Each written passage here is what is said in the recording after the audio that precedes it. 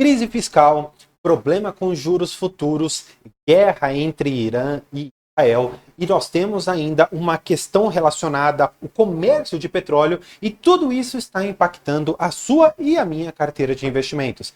Na verdade, a Bolsa de Valores ficará fervorosa com todos esses fatos. E hoje eu quero trazer para vocês aqui a minha carteira de investimentos, mostrando o que eu decidi fazer para me proteger e, claro, conseguir montar uma posição relevante de dividendos em tudo isso. Mas antes, eu preciso trazer para vocês um pouco do que está acontecendo aqui no cenário Brasil, né? Para a gente começar um pouco aqui das nossas discussões. Primeira coisa, né?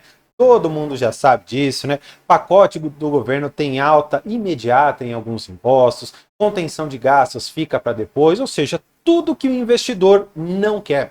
Uma máquina pública muito inchada, com gastos muito altos, e um governo querendo sustentar esses gastos, essa máquina pública, com mais impostos. E você tem aquela famosa curva de Laffer, em que você não quer ficar em nenhuma das duas pontas. Você não quer uma máquina pública que exija muitos impostos. Você também não deveria ter uma máquina pública que não tenha quase nenhum imposto ou nenhum imposto. Afinal de contas, viveríamos numa situação muito complicada. Fato é que me parece hoje que nós estamos muito mais pendendo para o lado em que nós temos muitos impostos, nós temos muitos tributos, e para o empresário, e claro, para as empresas aqui da Bolsa, fica muito pesado. Imagina, se você está lá no seu comércio, se você tem uma vendinha, alguma coisa assim do gênero, e você tem uma redução das suas margens, aumento dos impostos que pagar, gente, isso mata o empresário, isso acaba com quase qualquer empresa. E você vai chegar no momento em que o empresário vai falar, poxa, não vale a pena eu abrir uma vendinha aqui, não vale a pena tentar empreender, sendo que eu posso deixar meu dinheiro aqui rendendo uma Selic alta pra caramba. E para que eu vou pagar tanto imposto? Poxa, é mais fácil eu simplesmente não fazer absolutamente nada. Ou trazer ali meus investimentos, trazer esse empreendedorismo para outros países. E é isso que de fato tem acontecido. Vejo muitos vídeos das pessoas comentando a respeito dessa fuga que estão tendo aqui do Brasil, buscando lugares mais prósperos para investir, colocar ali todo o seu legal. Nesse ponto em específico, o Brasil, portanto, ficou bem para trás, né? Está aumentando imposto e os gastos não param de aumentar. Tudo isso, pessoal, fez com que a nossa curva de juros futura desce uma pequena embarrigada aqui para cima, já começa a reclinar um pouquinho aqui essa curva, tá? Mas eu já quero antecipar para vocês. O cenário que nós estamos vendo entre Irã e Israel, de fato, vai machucar muito isso aqui. Por quê? Porque é muito provável que nós tenhamos uma escalada do dólar. Nós temos também o aumento do próprio Brent, que nós já vamos trabalhar um pouco mais sobre isso. E você bem sabe que petróleo mais alto faz com que o transporte fique mais caro e, consequentemente, a inflação vai bater ainda mais. O IPCA deve subir bem com esse repasse nos combustíveis que nós teremos tão breve, claro, se a Petrobras não decidir tentar subsidiar isso, né? Na verdade, o governo, sabemos bem quem é que quer subsidiar, tá? Agora, passando um pouco para o cenário externo, quero bater com vocês aqui no seguinte, né? Que os Estados Unidos atacam o Irã. E o Trump tenta, dessa forma, calar aqui o Irã, falando, olha, você não vai produzir nada relacionado à energia nuclear, ou talvez qualquer tratativa nuclear não será com você, porque nós sabemos que existe uma possibilidade disso daqui virar uma arma, etc, etc, e eu não vou entrar no ponto aqui de que tá certo ou tá errado. Se você me chamar depois para um bar, eu falo com você, bato um papo, a gente debate sobre isso aqui, mas para nós, em termos de investimentos, a gente vai extrair daqui o que mais importa, né? Então, só para a gente bater nessas notícias, né? Israel fecha espaço aéreo após ataque dos Estados Unidos. Israel lança ataque contra a cidade portuária no Irã. E aí, enfim, temos muitas coisas relacionadas aqui à guerra, tá? Mas o ponto que eu quero mostrar para vocês é este aqui. E depois que veio o ataque, o Irã ele falou o seguinte, olha, nós vamos fechar o Estreito de Hormuz. O Estreito de Hormuz é esse aqui que eu estou mostrando para vocês. É basicamente uma rota marítima que facilita e, de uma certa maneira, diminui muito o trajeto que deveria ser feito. E exatamente por conta disso é que existe uma estimativa de que com esse fechamento, mais ou menos 20% da produção mundial que passa por aqui será afetada. E dessa maneira terão que fazer um caminho totalmente diferente, o que vai encarecer o frete. Encarecendo o frete marítimo, você faz com que haja uma necessidade de o Brent ficar mais caro para que ainda vale a pena você fazer essas transferências, esses transportes, tá? Não só isso, eles ainda estão falando o seguinte: eles querem fechar o canal de Suez. Aquele canal de Suez que uma vez um barco foi lá e bateu, ficou preso por muito tempo, deu uma baita de uma dor de cabeça, o petróleo também explodiu. E existe a possibilidade deste canal de Suez aqui ser fechado. E olha só, se você manda alguma carga daqui e você tem que passar por debaixo da África, olha só o trajeto que você tem que fazer e que o canal de Suez ele acaba evitando que você tenha esse translado tão grande. Desta maneira, o que eu posso antecipar para vocês? Que o Brent vai subir bem. Essa pelo menos era a estimativa que a maioria das pessoas tinha quando nós tínhamos aqui essas notícias, todo esse news flow vindo. Só que o mercado abriu. E aí, o mercado, que é sempre soberano, ele falou o seguinte: olha, até então eu tinha saído ali dos meus praticamente 63 dólares para praticamente 79. E aí todo mundo estava esperando que o petróleo fosse abrir lá nos 80 e cacetada. Mas na verdade não foi isso. Ele começou batendo ali os seus 80 dólares por barril, uma alta de mais ou menos 4%, só que desde então, desde a abertura, do momento aqui que eu estou gravando, há uma alta ligeira aqui de apenas 2%, tá? O petróleo está mais ou menos ali, seus 78 dólares, está rodeando aqui esse patamar, tá? Agora, o ponto é que nós temos para algumas petroleiras o benefício de o Brent simplesmente sair dos 63 para beirar os seus 80. Existem, na verdade, agora duas posições que são totalmente antagônicas. Eu já falei para vocês que o JP Morgan ele espera que o Brent vai chegar a 120 dólares o barril. De outro lado, o Goldman Sachs soltou um relatório falando: olha, o Brent não é 100, não é 100, não é 80. Na verdade, o Brent é 50 dólares. Esse é o valor justo do Brent que nós temos. Então, nós temos de um lado alguém que está extremamente, e outro alguém que está extremamente otimista com preços. Não estou dizendo que a origem desses mais elevados são justificados. Eu não quero guerra, não quero nada dessas coisas trágicas. Mas nós temos um fato posto aqui, que é uma guerra, são ataques, e que acaba fazendo com que o Brent suba muito por questões relacionadas à geopolítica. Legal? Agora, para a gente trabalhar um pouco mais a minha carteira, para você entender o que eu fiz nesse cenário todo, né? Já olhando para o que poderia acontecer, vendo um pouco do petróleo subindo, eu falei: poxa, eu vou pegar os dividendos que eu recebi aqui em junho de 2020, valor de R$ 1.641.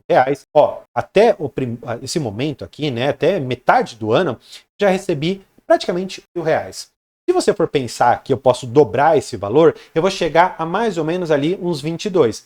E ficaria um pouco abaixo aqui. Só que eu quero deixar bem claro para vocês que este valor aqui, ele é praticamente todo advindo de imobiliários, pelo menos em grande medida.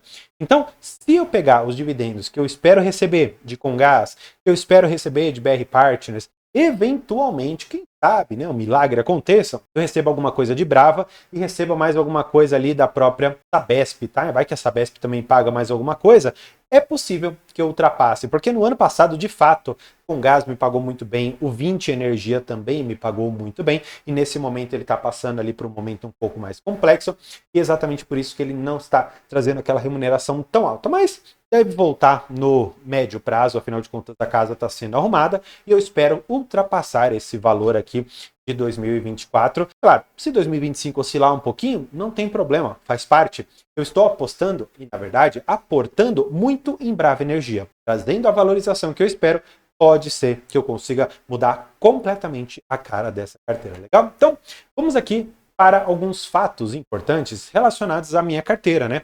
Você precisa saber o porquê que eu aportei em cada uma dessas. Primeira, eu aqui aportei na Sabesp. Algumas coisas que você precisa saber. A Sabesp, ela fez aqui um contrato para autoprodução de energia de fontes renováveis. Então, basicamente, o custo que eles têm com energia, nesse primeiro momento, por conta desse consórcio, vai aumentar um pouco, mas com o tempo, com um valor mais baixo da energia, você consumindo isso, vai ficar bem interessante para a companhia, reduzindo. Além disso, a Sabesp ela exerceu contra a Iguá Saneamento uma possibilidade de compra. Ela foi lá e comprou os serviços, né, de abastecimento de água e esgoto sanitário dos municípios de Andradina e de Castilho. Aí você deve me perguntar, André, isso é bom, isso é ruim, isso vai impactar e mudar a empresa? Olha, de fato não, porque eu puxei aqui um pouco do prazo de vencimento dessas concessões e está aqui para 2040. Então nós temos aí um prazo relativamente longo pela frente, né? 15 anos de exploração é bastante tranquilo.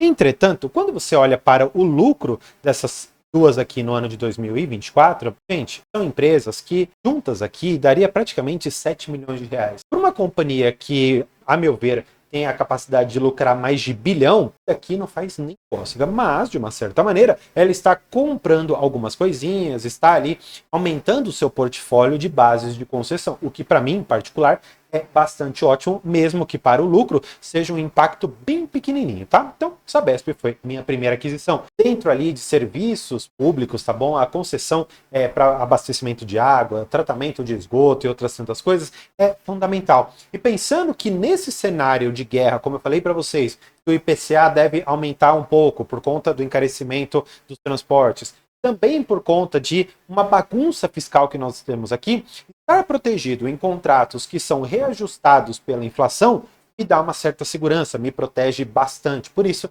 eu acabei aportando em Sabesp, legal? Depois disso, eu apostei aqui numa tese que eu acho incrível, que é da Horizon. Eu trouxe simplesmente esse slide para mostrar para vocês um pouco do trabalho dela, né? Olha que legal. Ela pega esses lixões que fazem basicamente que você tenha animais aqui no que você emita gás metano para a atmosfera, você produz aqui o churume que cai no lençol freático, prejudicando a água. E na verdade, a Horizon fala, não, isso não pode acontecer. Na verdade, nós vamos proteger o lençol freático, nós vamos pegar esse gás que não vai para a atmosfera, nós vamos tratá-lo e depois nós vamos vender esse biogás, na verdade, o biometano, para chegar na sua casa ali, para acender o fogão, para acender o forno. Basicamente é isso que ela quer fazer. Eu acho muito legal essa tese, porque se você for pensar que é um serviço que, independentemente da situação, você continuará descartando lixo, porque na pandemia você poderia falar, poxa, as pessoas pararam de consumir. Não, na verdade o consumo aumentou muito e o lixo naquela oportunidade também subiu demais. A quantidade destinada para os lixões, que as pessoas pediam cada vez mais coisas em casa, delivery subiu muito e outras coisas também subiram demais. E isso fez com que o aumento de produção de lixo também subisse. E aí, depois da pandemia, imaginava-se que todo esse consumo, na verdade, iria reduzir. Mas não, o e-commerce ele ficou tão consagrado que hoje nós temos aquele mesmo patamar de destinação para esses ecoparques, ou seja, o lixo continua sendo enviado para lá. E pensando no futuro, tem uma companhia que ela vai funcionar da seguinte maneira. Tá, eu vou receber o lixão, eu não preciso mais fazer investimentos, porque eu já tenho aqui a minha estação de tratamento, já tenho tudo bolado aqui, e aí agora eu vou transformar todo esse dinheiro em dividendos para você. Pelo menos essa é a tese que eu tenho. A empresa ainda não deu nenhuma informação a respeito de dividendos, mas pelo menos essa é a tese que eu construí. Eu acho extremamente interessante. Legal? Dando sequência, eu quero pegar com vocês aqui um outro fato da própria Horizon, que ela informa que ela fez um contrato aqui de fornecimento de biometano pelo prazo de 10 anos, com fornecimento estimado lá para o primeiro trimestre de 2008. Portanto, não é um case, não é um ativo que você vai obter retornos imediatos. Toda a construção da empresa ainda está em operação, ela ainda está colocando tudo de pé. E aí é aquela ideia que você já deve ter ouvido falar inúmeras vezes, mas nunca viu na prática, que o investimento é de longo prazo. Eu, por exemplo, estou comprando hoje um projeto que eu vejo que cada vez mais vai criando forma, e aí, comprando em bons preços, que foi o caso que eu consegui, eu vou conseguindo essa valorização, conseguindo formar então uma posição boa a bons preços, e lá na frente, quando ela começar a me pagar algum dividendo, qual vai ser meu yield on cost? 20, 30, 40%, quem sabe? Tudo vai depender de como a empresa caminhar, mas me parece que com os projetos que ela tem, eu vou ser muito bem sucedido, e claro, não é uma recomendação de compra, muito menos de venda de qualquer uma dessas companhias. É apenas o que eu estou fazendo com o meu dinheiro para tentar me proteger de um cenário catastrófico como esse ou de um cenário com um pouco mais de calmaria, tá bom? Mas isso a gente fala no próximo vídeo sobre eleições, legal? Próxima que eu vou trazer aqui com vocês, que também é um ativo que eu tenho um baita de um orgulho de ser acionista, e na verdade nesse caso cotista, que é o Porto de Itapoá, através da BRZ Investimento. É muito simples, né? Para esse naviozão maravilhoso aqui, eles retiram a carga, levam para o pátio, Depois que essa carga está no pátio, eles fazem todo aquele processo aduaneiro, e aí um caminhão vai lá e leva isso aqui embora para as cidades, tá? Então, ela tem o serviço portuário extremamente necessário. E aí, olha só que interessante. Eu te falei lá no começo que o dólar, ele acaba sendo valorizado nesse cenário de guerra, nesse cenário um pouco mais complexo. E aí, imagina que você tenha a proteção aqui dentro da inflação, mas você não tem a proteção de dólar. Poxa, talvez sua carteira não esteja tão bem. Mas imagina se eu tivesse, através das exportações e importações de produtos que são dolarizadas, a proteção e também o aproveitamento dessa variação cambial. Exatamente porque faz extremo sentido dentro da minha carteira, porque eu tenho muita coisa do Brasil. Eu também quero ter alguma exposição indireta ao dólar através desses tipos de operações que são extremamente legal. Nesse ponto, a minha tese, além do dólar, é também receber bons dividendos. Olha só, a Legio, que é uma consultoria extremamente consagrada nesse setor, ela projeta dividendos na ordem aqui de 407 milhões de reais. Claro, nem tudo isso aqui é para o BRZ. O BRZ, na verdade, o BRZP11, ele tem 22,9% aqui do Porto de Itapuá. Então, desses 407, apenas aqui, vai arredondando, 23%, ficam para a BRZ, que acaba distribuindo praticamente aqui, ó, 94% para a gente. Uma parte ela começa a reter ali dentro. Mas fato é que essa questão portuária está em extrema expansão. Além disso, até nos próprios resultados, eles falam a respeito da expansão do porto, eles falam ali sobre um projeto muito legal de aprofundar o rio. Porque imagina, chega ali um navio super carregado, gigantesco, cheio de container em cima. Se você não tem a profundidade correta, o navio não pode chegar lá. Sabendo disso, eles estão ali com uma obra já bastante endereçada, que ele deve se encerrar ao longo lá de 2026, para fazer um buraco ali na bacia de Babitonga, né, que é onde está o porto. Nesse sentido, gente, a minha carteira, eu já quero mostrar aqui para vocês, ela está bem protegida do cenário Brasil, se nós tivermos uma inflação muito alta. Eu também estou olhando lá para fora, para essa questão do dólar, para essa questão relacionada também à importação e exportação de produtos. Desta maneira, eu mostro aqui para vocês o que eu fiz. Eu comprei algumas cotas aqui do BRZ, como você pode bem ver aqui, ó.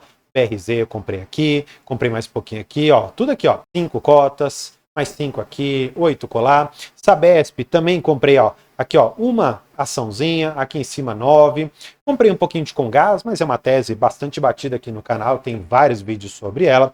Comprei a Horizon, como eu falei para vocês, tá? E, finalmente, comprei Brava Energia, outras 83 ações de Brava Energia. Eu sei que todo mundo aqui do canal adora a Brava Energia. Exatamente por isso que eu fiz essa live aqui. E eu vou deixar essa live no card para que você, depois desse vídeo, claro, deixando o seu joinha aqui, vá dar uma conferida. Porque eu falei muito sobre valuation dessa companhia e o melhor, nesse vídeo ainda te faço um convite especial. Então, vou deixar aqui o link para você ter acesso e por hoje é isso. Cadê?